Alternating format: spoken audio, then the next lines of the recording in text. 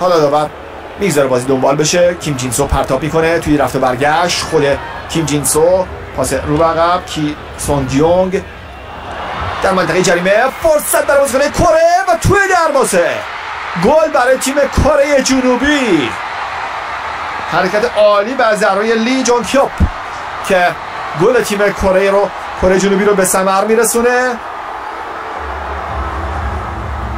با یک پرتاب بازی رو به گردش در آوردن و موفق شدن دروازه متیو رایان رو باز بکنن. پس دروازه استرالیا در این بازی فرو میریزه. با هم ببینیم. این پاس تعیین کننده بود. 3 مدافع کاملا محو شدن و یک پاس به جلوی قشنگ منجر به گل شد. کی سونگ یونگ کاپیتان پاس داد. لی کیون هو پاس گل داد و لی جونگ هیوپ با یه نوک پا با تکل توپ رو به گوشه دروازه فرستاد.